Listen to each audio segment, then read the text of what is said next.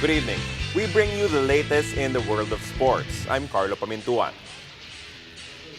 And we bring you the conversations you want to hear from your favorite icons and athletes. I'm Billy Capistrano. In tonight's Game Plan,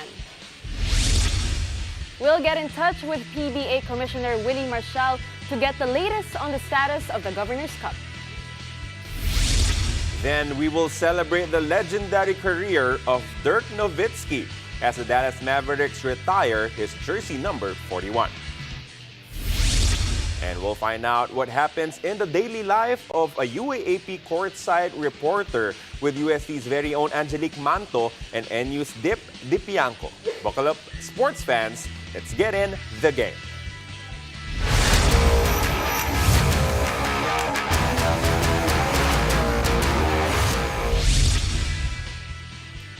Following the Alert Level 3 announcement in Metro Manila, the PBA has announced the temporary postponement of all scheduled PBA games until further notice. Joining us tonight to give us more information on the current status of the league is PBA Commissioner Willie Marshall. Good evening, Com Willie. Thank you for joining us here in the game. Hi, Com. Magandang gabi sa inyo. Maganda.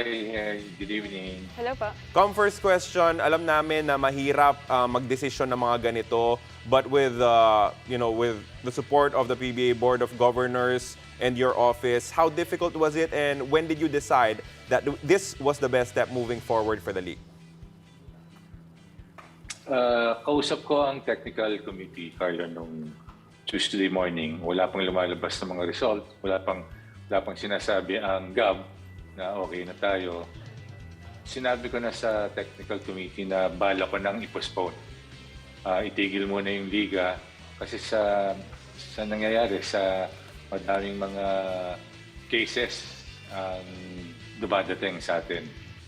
So, kinausap ko ang team managers ng 1 o'clock. Tapos kinausap ko yung mga safety officers ng 8 o'clock. Kasama si Dr. Canlas. Tinanong ko yung kanilang mga pananaw. Sabi ko, parang ayaw ko muna simulan. Nag-agree naman sila na natatakot din sila. So, kinabukasan, nag-meeting kami with the board. Sinabi ko sa board na sa aking palagay na wag muna natin natuloy. Kasi yung peace of mind ng mga players, Carlo, at kahit ikaw, kahit tayo na pumupunta doon, hindi natin alam kung pagbalik natin sa bahay, okay pa tayo eh. Okay lang tayo. Sabi ko nga sa kanila, okay lang ang mga players. Pero kung maapektuhan yung mga anak nila, parang mali na yata. Parang hindi ko na kaya yun. But Com, in line with what you said, meron na po ba kayong timetable for the resumption of the games? Wala pa, Billy. Kasi tinitingnan nga namin, eksakto naman na dinesisyon namin kahapon. Bigla ngayon, ilan na ba ngayon? 17,000. 17,000. 70,000. So, Billy, Carlo, tingnan natin na pag nag-settle na, pag okay na, pag siguro safe na lahat. Yun naman talagang ating unang layunin eh. Maging safe at protektado lahat ng PBA families na pag gumuwi sila, hindi sila takot na may mangyari sa pamilya nila. Commissioner, sabi mo nga napakarami na nung cases, but kumustahin ko lang yung PBA family, of course, your office, the teams. Meron po bang mga nag-positive cases, and how are they doing in terms of their general health? Sa mga teams, may nag-positive. Kahit sa PBA Commissioner's Office, may mga nag-positive. Pero yun nga, mga 1 or 2 days after nun, okay na sila. May konting lagnat, may konting ubo. After 3 to 4 days, okay na ulit sila. Pero meron na nga tayong bagong protocols na pag symptomatica, kailangan tapusin mo yung 10 days tapos PCR. Commissioner, maraming salamat po, and thank you for enlightening us with the decision ng PBA. We hope that the Governor's Cup continues very soon. Maraming salamat po sa inyo at magandang gabi. Moving over to the Taraflex, the Signal HD Spikers have announced the newest additions to their women's volleyball roster. Joining the squad is former Lady Realtor Glodine Troncoso, former power hitter Maristela Layog, and former Angels Jerry Malabanan, Moises Molina and 2021 Open Conference Best Middle Blocker Ria Meneses. The Premier Volleyball League continues to look ahead to its next conference, slated to start in the first quarter of 2022. After the break, we will celebrate the legendary career of Dirk Nowitzki as the Dallas Mavericks retire his jersey number 41. Stay tuned, you're watching the game.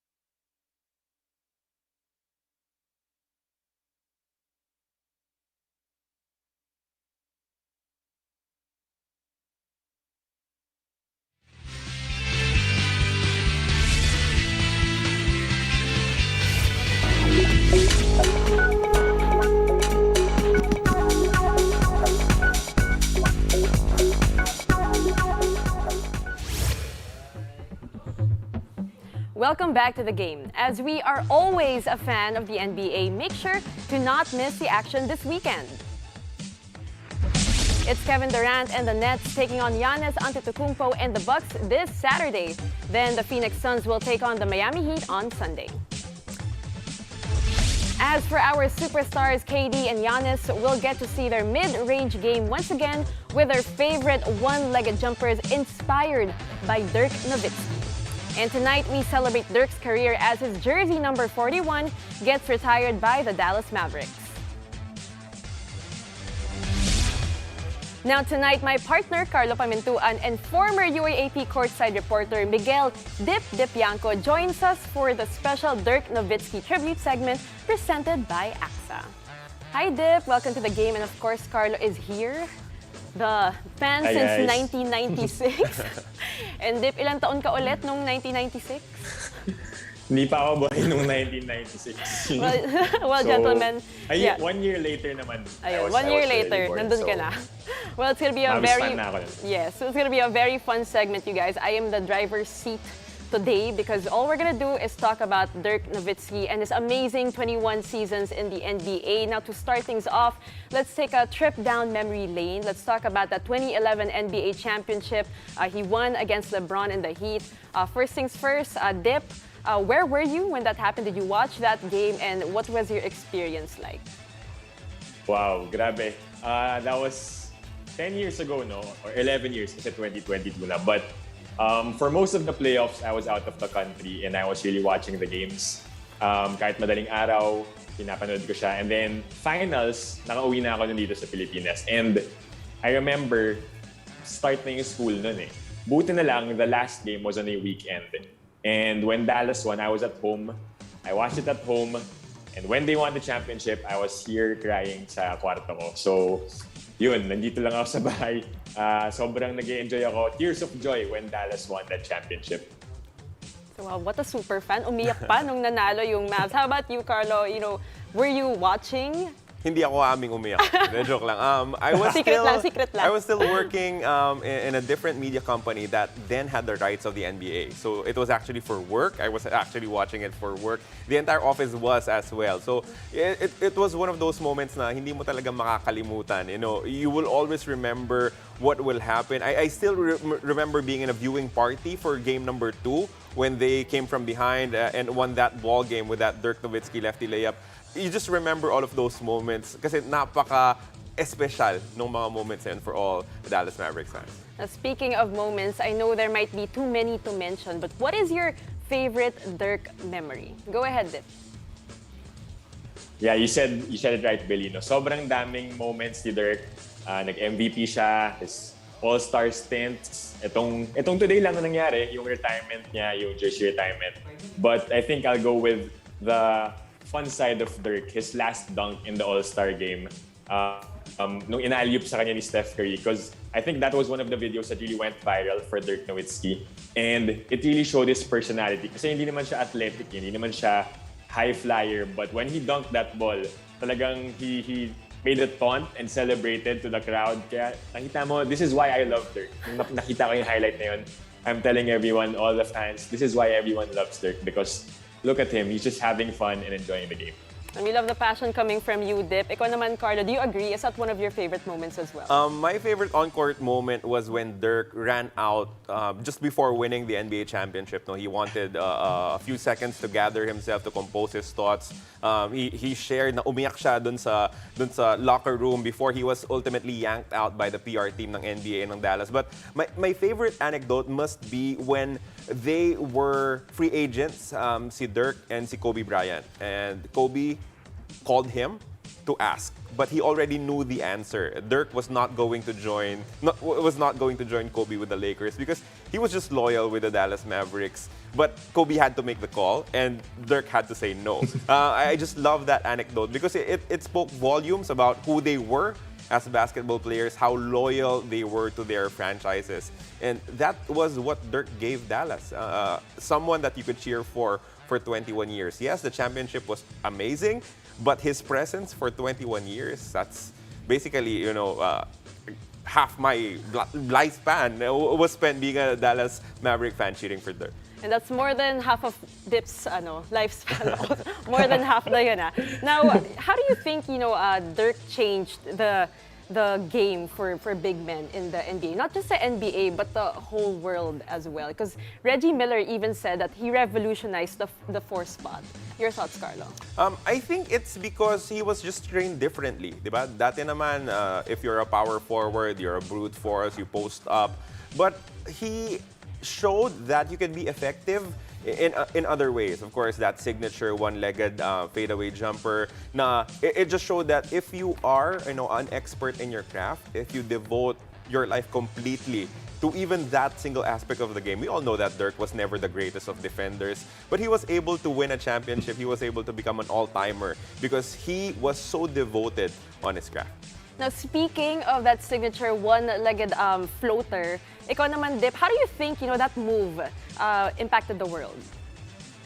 Grabe yung impact ng fadeaway na yun. I think I tried it once in my life, but I realized masyado akong short to try that. Kasi mga effective siya for 7-footers like Dirk Nowitzki and of course, the bigger players in the NBA. But he revolutionized the game with that move because parang yun yung naging license ng European players or European big men in that matter na talagang pumasok sa NBA and shoot threes, di ba? Parang big men don't usually shoot threes. But when they saw Dirk play this game, shoot from the outside, ito yung sabi nila, okay, pwede ko rin to gawin inside when I joined the NBA. And that's what happened. Ang dami na nating players in the NBA who are from the Europe and they play the same, di ba? They try to emulate what Dirk does and that's how he just, brought that fadeaway and his outside game to the league. Do you agree with that, Carlo? Oh, for sure. But what's amazing about Dirk, yung nakakatawa sa kanya is he will never agree that he revolutionized the game. He will never admit to it. He will just say he was just a good player. He will allow other people to say that he was great. And that's just him as an individual. Hindi talaga maere eh. And that's why I know Dip would agree na marami yung naging fans itong si Dirk Nowitzki because he was good, but more than that perhaps because of his personality. He was just an overall good guy. Now, do you guys think he is the best big man shooter the NBA has ever seen? Dip, what are your thoughts? I mean, biased ako. So, right now, my answer is yes. No one has entered the league pa na better shooter than him. So, I say he's that. Plus, add what Carlos said na, yun na nga, all those characteristics, pagiging loyal niya, lahat na ng pagiging yung charismatic niya, lahat na yun isama mo makes him a great player in the NBA. Now, Carlo, what is your message to all the Mavs fans? Being a Mavs fan yourself since 1996, what is your message to all the Mavs fans around the world? I would say that it's all downhill from here. We got it good with Dirk Nowitzki, but to be honest, Luka Doncic and Kristaps Porzingis could go on to win multiple championships, but I don't think that anyone would have the same effect as Dirk Nowitzki for the Dallas Mavericks franchise. And it's great to see na magkakaroon siya ng statue na wala nang pwedeng gumamit ng 41 ever in the NBA. And it's just the proper honor for someone who changed the Dallas Mavericks as a franchise. So Dip, maraming salamat for joining me and Billy in this discussion, reminiscing the best moments of Dirk Nowitzki. We'll see you Thank you, again guys. Thank you for having me. later, Dip. Again, don't miss the NBA action this weekend as it's Kevin Durant and the Nets taking on Giannis Antetokounmpo and the Bucks this Saturday. Then, the Phoenix Suns will take on the Miami Heat on Sunday.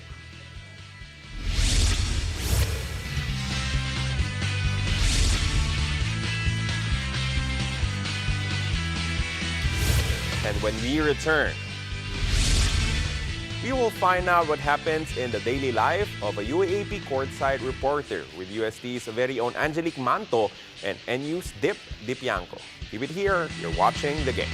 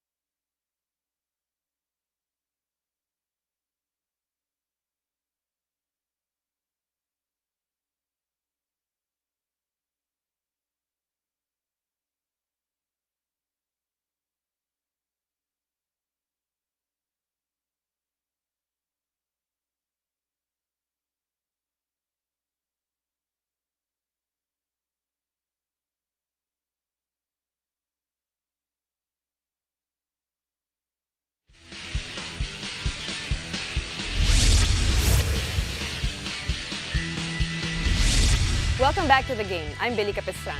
What is the life of a UAAP courtside reporter like? Let's find out from UST Growling Tigers Season 78 and 79 reporter Angelique Manto, and of course, still with us is the NU Bulldogs Season 80 to 81 reporter Dip Yanko. Good to have you with us, you guys. Hello. Hi. Hi, Angelique. Yes. I think you're on mute. Hi, Angelique. All right. Hi, Angelique. Hi, Dip. First of all, let me ask Dip, no? Just can you take us back to when you started as a courtside reporter? What was your story? Sino yung nag-convince sa'yo to try and become a courtside reporter? Actually, wala naman nag-convince sa akin. It was more of like, I wanted to fulfill my passion pa rin for sports because I used to play when I was in grade school, high school, but then I never really continued being a varsity kasi naging competitive na. So when I found out that there were auditions to be a courtside reporter, sabi ko, sige, subukan natin kasi I still want to be part of the scene. I still wanted to be part of the picture.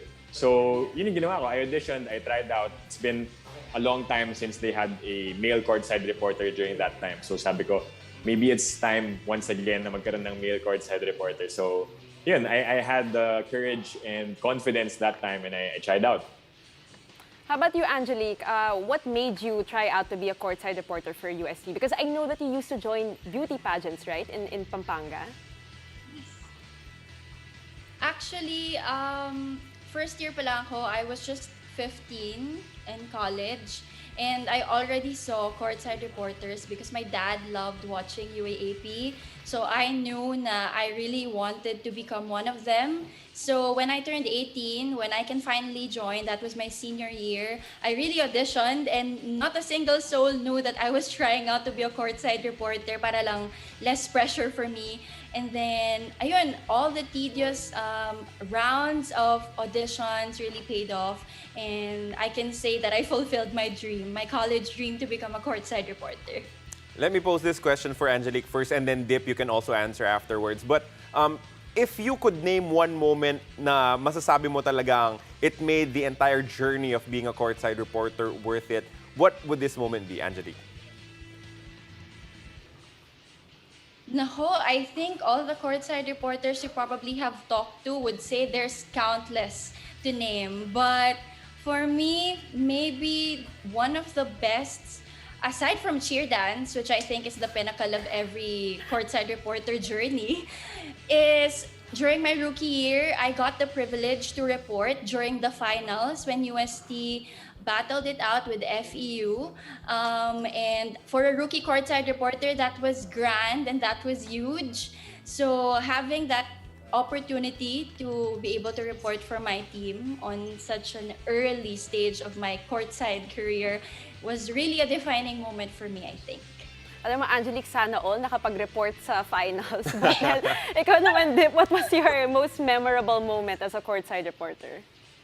I agree with Billy, no, sana all. Kasi nga, hindi rin ako naka-report sa finals. But I think if first season pala ni Angelique finals, siguro I'll go to the last part of my courtside career na. After everything, you know, when the season was done, when the CBB was playing, was already rolling, doon mo ma-feel na you were part of this something great, which is the UAAP. And, you know, you remember all of those moments, yung mga reports mo. But more than that, it was the relationships that I made with the people in the production team, with the teams, with the players. Sobrang fulfilling niya kasi yung mga ganong relationships with them will last a lifetime na. And you can see them also, you can also support them also when they go to the pro leagues, diba? So, yun, that's what I liked most about my career.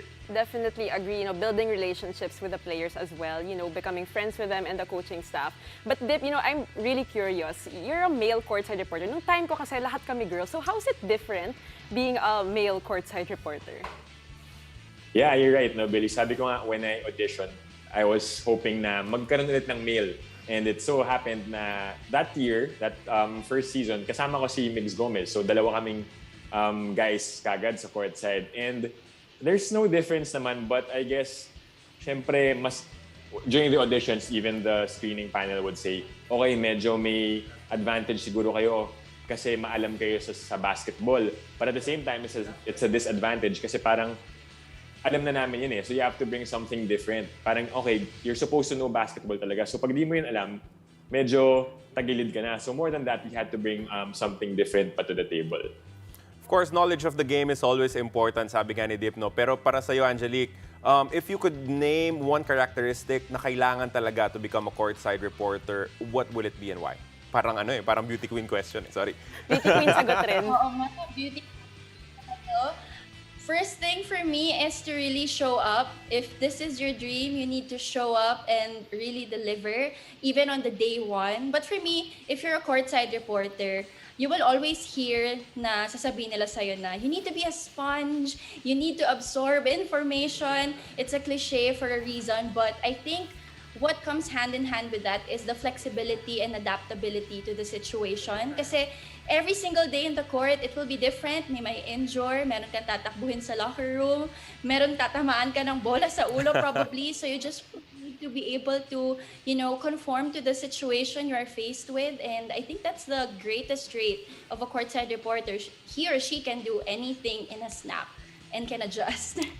Thank you so much for those wise words, Angelique and Dip. We thank you so much for your time joining us here in the game. And sana may mga may inspire that would become the future courtside reporters of the UAAP as well. Thank you, guys.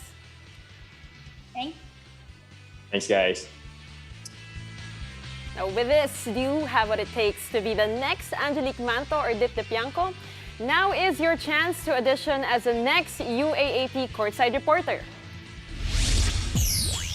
If you are 18 to 23 years old, currently enrolled in a UAAP school and fluent in both English and Tagalog, submit your CV and a 90-second headshot with brief introduction and why you want to be a courtside reporter to the email on your screens on or before February 6, 2022.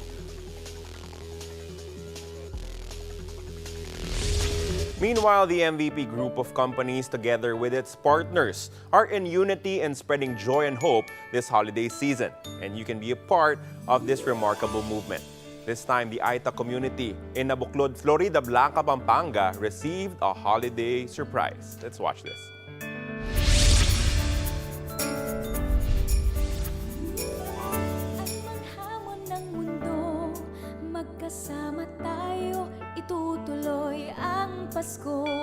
Kami sa NLEX at SETEX, marami kasi kaming barangay communities at isa sa mga AITA communities namin itong Nabuclod na medyo hirap sila, no? Nasa dulo man sila ng bundok, aming paring aakyatin at pararating ang mga pamaskong handog para sa kanila. Nahirapan din po kami dahil sa pandemya po. Umiingi po kami tulong sa mga gustong tumulong po sa amin dito. Ito po, nakakaraos din po kami at saka wala naman pong masamang nangyari sa amin. Wala pong ibang sakunang dumating sa amin. Ang paghirap mo lang namin dito, iyon po, yung kung isang wala po kaming, magkukulang po kami sa pagkain. Pero okay lang naman po kasi yung pong mga tao dito, nagtatanim naman po sila. Para meron po kaming pagkuhanan ng mga pagkain kasi pinagbebenta po yan. Yung mga Aita, dati naganda po kami ng Pasko kahit konti. Ay nung may pandemic po, natakot din po kami. Na maawaan po kasi nakakatakot po yung virus. Salamat po sa bibigay niyo po sa amin. Malaking tulong po sa amin, lalo po kami mga Aita. Kahit wala po kaming pambili, nandiyan po kayo na nagbigay po na para mailuluto po kami sa New Year po. Masaya po yung New Year namin. Kaya nagpapasalamat po kami sa NLEX. Para sa ating mga katutubong AITA communities dito sa NLEX at SETEX, ngayong 2022, naway tayo'y maging masaya at kahit gaano kahirap ang buhay ngayon, kahit may pandemya, ay tuloy pa rin ang Pasko, tuloy pa rin ang selebrasyon ng mga ating mga AITA communities. Tuloy pa rin ang Pasko, maligayang Pamilya Pilipino! Let's do our part and spread the Christmas cheer to our fellow kababayans. You may send your donations to the accounts flashed on your screen or contact us on the following details. Tara na sa isang maligayang bayanihan Pilipino. Ano pa mang pasakit sa ating dumalaki, pag-ibig sa ating puso ay mamamalagi, na para bang ngiti dito sa ating labi. Basta ating mga... Thank you for joining us. I'm Billy Capistrano. And I'm Carlo Pamentuan. This has been The Game.